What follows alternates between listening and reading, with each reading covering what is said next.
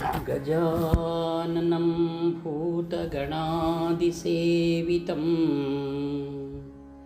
कपित्थजम्बूफलसारभक्षितम् उमासुतं शोकविनाशकारणं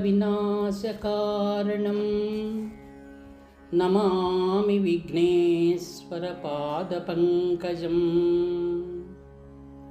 सदाशिवसमारम्भां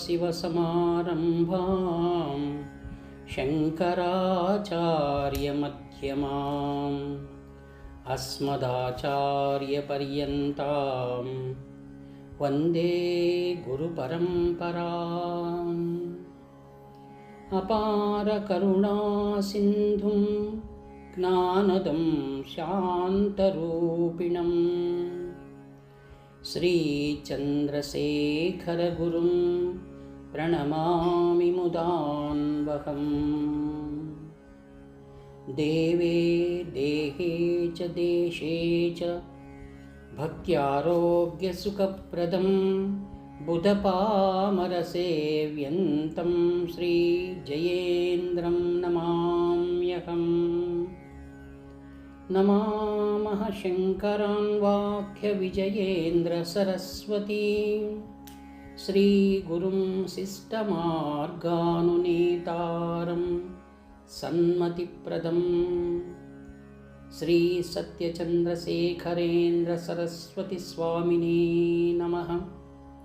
सर्वमङ्गलमाङ्गल्ये शिवे सर्वार्थसाधिके शरण्ये त्र्यम्बके देवी नारायणि नमोऽस्तुते। जय नारायणि नमोऽस्तुते। ప్రియమిత్రులందరికీ కూడా పరిభావనామ సంవత్సర శుభాకాంక్షలు. మనం నూతన సంవత్సరంలో మనం ప్రవేశిస్తున్నాం. అందరికీ కూడా శుభం కలగాలి. మరి ఒక ఆనందదాయకమైన విషయం ఏంటంటే, నిన్నటి రోజు శ్రీ శంకర విజయేంద్ర సరస్వతి మహాస్వాముల వారి జన్మదినం, జయంతి అన్ని చోట్ల కూడా వైభవంగా జరుపుకుంటున్నారు. మనం ఈరోజు పూనా నగరంలో మా పెద్దమ్మ ఇంట్లో గుర్తుగా మా వియంకుల వారి సంవత్సరాబ్దికం రేపు అన్నీ కూడా సరిపోయినట్లుగా శుభంగా శ్రీమద్ భగవద్గీత మనం ప్రతి ఆదివారం కూడా ప్రారంభించబోతున్నాం. అన్నీ కూడా దైవానుగ్రహం. ఆత్మీయులారా, భగవద్గీత పేరు వినని వారు ఉండరు. ప్రతి ఒక్కరికి కూడా భగవద్గీతను తెలుసు. మనం న్యాయస్థానంలో వెళ్తున్నట్టే శ్రీమద్ రామాయణ, మహాభారత, భాగవత మరియు శ్రీమద్ భగవద్గీత ప్రామాణిక గ్రంథాలు. నేను సత్యమునే పలుకుచున్నాను, సత్యము కాక అన్యము నేను పలకటం లేదు. ప్రతి ఒక్క చోట కూడా భగవద్గీతను గురించి చదవని వారు ఎవరున్నారు, తెలియని వారు ఉన్నారు. మనం ఎంత తెలుసుకోవాలన్నా ఇంకా భగవద్గీత తెలుసుకోవడంలోనే ఉంది. అందుకే గీతా మహాత్మ్యంలో ఒక మాట అన్నారు, సాక్షాత్ భగవానుడే ఏమంటున్నారు, ఇది నా యొక్క క్షేత్రము, నా యొక్క ఆత్మ. ఎవరైతే భగవద్గీతను గురించి ప్రచారం చేస్తారో, ఎవరు భగవద్గీతను శ్రవణం చేస్తారో, ఎవరు దీనికై పాటుపడతారో వారందరికీ కూడా నా యొక్క పరిపూర్ణమైన అనుగ్రహం ఉంది అన్నారు. శ్రీమద్ భగవద్గీత 18 అధ్యాయాలు, 700 శ్లోకాలు. ఇంకా చాలా ఉండేటివి కాల గర్భంలో కలిసిపోయాయి. ఇప్పుడు మనకు దొరుకుతుందో 700 శ్లోకాలు మాత్రమే. ఈ మధ్యకాలంలో శ్రీమద్ భగవద్గీతకు అత్యధిక ప్రాముఖ్యత, ప్రాచుర్యం జరుగుతోంది. దానికి అనేకమైన కారణాలు ఉన్నాయి. వాటిని మనం ఒక్కొక్కటిగా ఈరోజు భగవద్గీత ప్రాముఖ్యత గురించి మనం తెలుసుకుందాం. శ్రీమద్ భగవద్గీత ఇతర ధార్మిక గ్రంథాలు ఉన్నాయి, మతపరంగా కూడా. ఎవరైనా మీ యొక్క అధికారికమైనటువంటి గ్రంథం ఏది అని ఎవరైనా అడిగితే మనం శ్రీమద్ భగవద్గీత అని చెప్పాలి. ఇది విశిష్టమైనటువంటిది, విశేషమైనది, విశ్వవ్యాపకమైనటువంటిది. భగవంతుని గీత అన్నారు. ఎందుకని? శ్రీకృష్ణ భగవాన్ బోధించాడు కదా, శ్రీకృష్ణ గీత అని ఎందుకు అనలేదు? గీతలు ఎన్నో ఉన్నాయి. అష్టావక్ర గీత ఉంది, ఉద్ధవ గీత ఉంది, అలా పేరుతో చెప్పబడింది. అయితే భగవద్గీత మాత్రం వేదవ్యాసుల వారు శ్రీమద్ భగవద్గీత అని పెట్టారు. ఈ గ్రంథం శ్రీమద్ మహాభారతంలో అనుశాసన పర్వం అనేటువంటి ఉన్నాయి. కురుక్షేత్ర రణ సంగ్రామానికి ముందుగా మనకు పరమాత్ముని ద్వారా అందించబడినటువంటిది. ఎందుకు పరమాత్ముని మనకు అందించాడు అంటే, వేదవ్యాసుల వారు కూడా భగవద్ అంశమని భగవద్గీతలో చెప్పారు. శ్రీమద్ విభూతి యోగంలో ఉందని. గీత శ్రీమద్ భగవద్గీత. మరి రాముడు కృష్ణుడు ఇన్ని అవతారాలు తీసుకున్నాడు కదా, భగవంతుడు అని నామకరణం చేశాడు ఇక్కడ. అంటే దాంట్లో ఒక దగ్గర చెప్పాడు, యదా యదా హి ధర్మస్య గ్లానిర్భవతి భారత అభ్యుత్థానమధర్మస్య తదాత్మానాం సృజామ్యహం. భగవంతుడు ప్రత్యక్షంగా మరియు అంశావతారంగా అనేక అవతారాలు తీసుకున్నారు. భగవద్గీత వచ్చేటప్పటికి ఇది భగవంతుని వాక్యం అన్నాడు. అంటే మూలమైనటువంటి శ్రీమన్నారాయణుని నుంచి వచ్చినది అని అర్థం. అందుకే గురు పరంపర చెప్తున్నప్పుడు నారాయణం పద్మభవం వశిష్టం శక్తించ తత్పుత్ర పరాశరంచ వ్యాస్ అని చెప్తారు గురు పరంపర.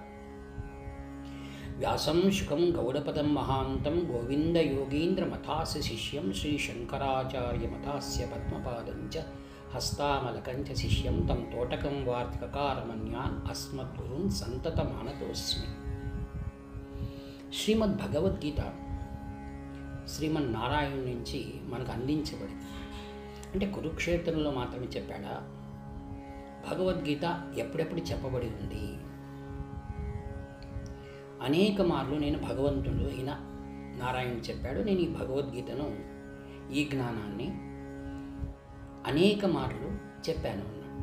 దానికి పారదర్శకంగా భగవద్గీతలో అనిపిస్తుంది. రాజవిద్య రాజగుహ్యోగం అనే దాంట్లో నేను దీన్ని మొదట సూర్యభగవాను తెలియజేశాను, తర్వాత అది పరంపరగా వస్తూ ఉంది అన్నాడు.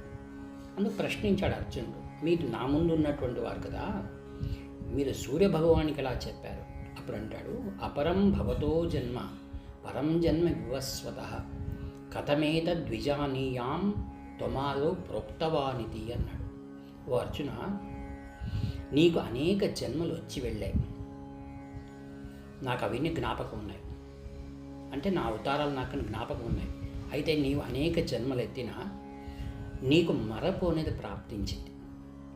మానవుడికి దేవుడికి ఉన్న వ్యత్యాసం ఏంటంటే మరపే.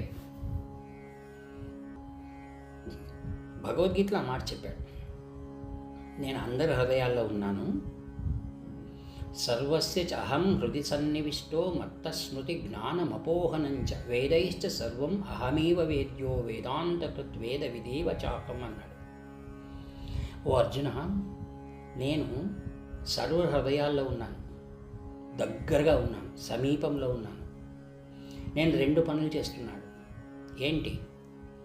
జ్ఞానము, అపోహనం అంటే మరపు, రెండు నేను ఇస్తున్నాను. అందుకే మానవుడికి జ్ఞాపక శక్తి ఎక్కువగా ఉండదు. అందులో వృద్ధాప్యం వచ్చేటప్పటికి ఇంకా అతని మరపు అనేది ఎక్కువ అవుతూ పోతుంటుంది.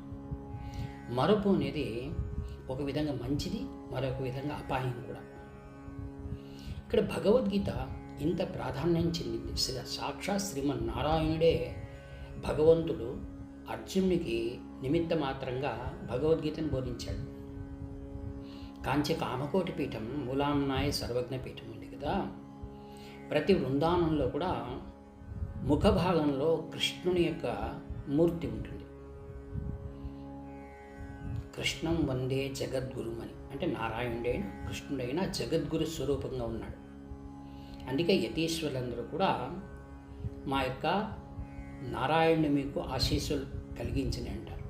ఇక్కడ ద్వైతము, అద్వైతము, విశిష్టాద్వైతము అనేది కాదు. నారాయణుడు పరబ్రహ్మ స్వరూపం, అది విశిష్టమైన అర్థం చెప్పబడి ఉంది. అందుకే భగవద్గీత అన్నాడు. భగవంతుడు అది. అంటే ఈ యొక్క ముఖార విందము నుండి వేదములు ఉచ్ఛ్వాస నిశ్వాసములుగా వెలువడి ఉన్నాయో ఆ యొక్క వేదముల యొక్క సారం ఉపనిషత్తులు. ఆ ఉపనిషత్తుల సారమే భగవద్గీత.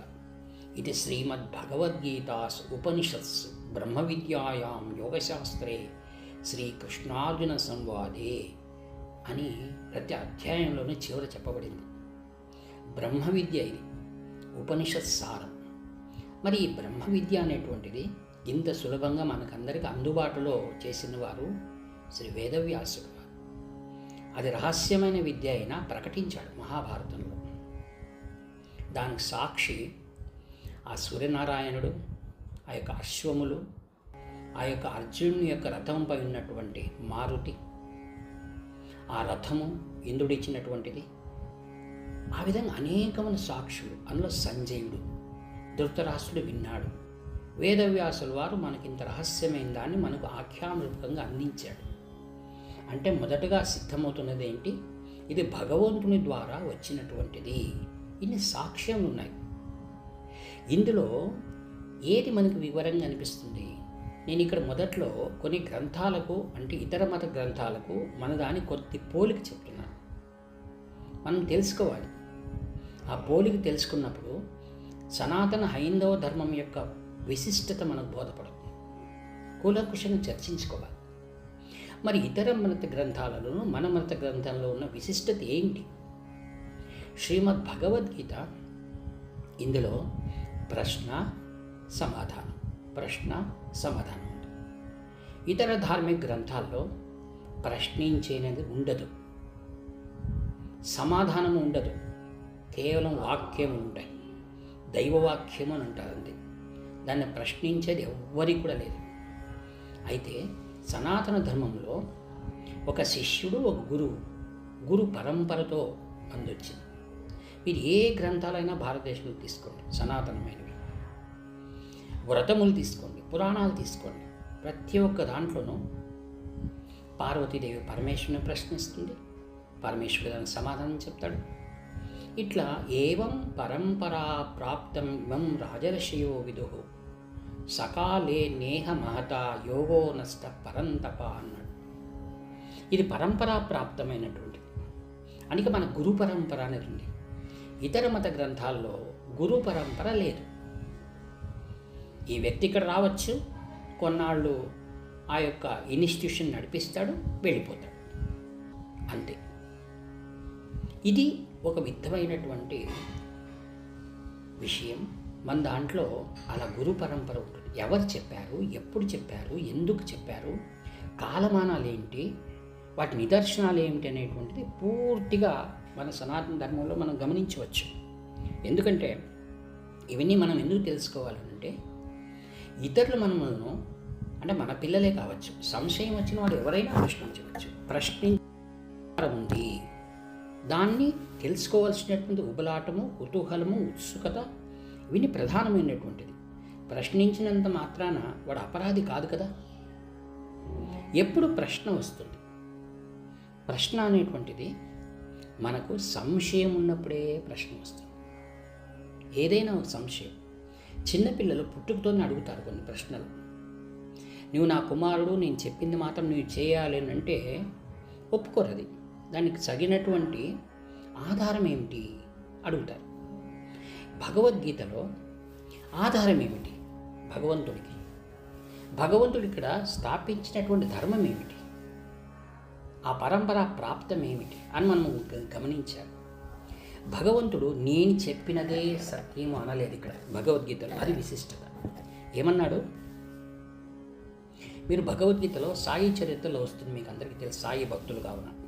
దాంట్లో ఏమన్నాడు? తద్విద్ధి ప్రణిపాతేన పరిప్రశ్నేన సేవయా ఉపదేక్షంతి తే జ్ఞానం జ్ఞానినః తత్వదర్శినః అన్నాడు.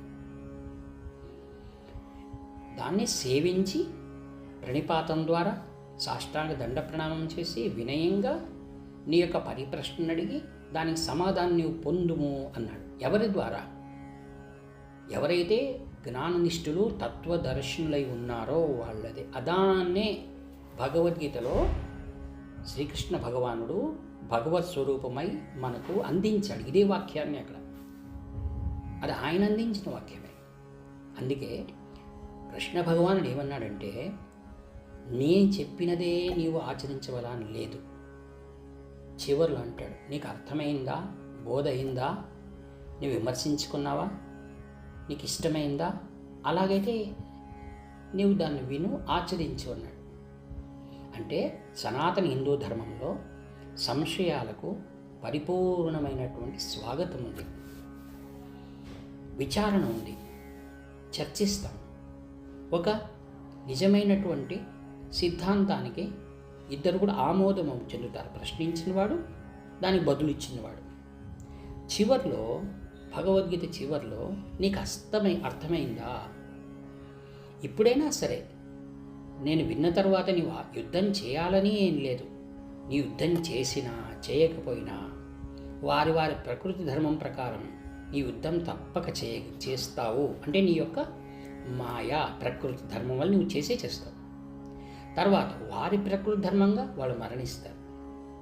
అయితే నీవు చెప్పిన దాన్ని సరిగా నువ్వు అర్థం చేసుకున్నట్లయితే, నీ యుద్ధం చేస్తే ఆ యొక్క ఏదైతే గొప్పతనం, కీర్తి నీకు లభ్యమవుతుంది అన్నాడు. అది ఇక్కడ మనము పెద్దలు చెప్పిన దాన్ని మనం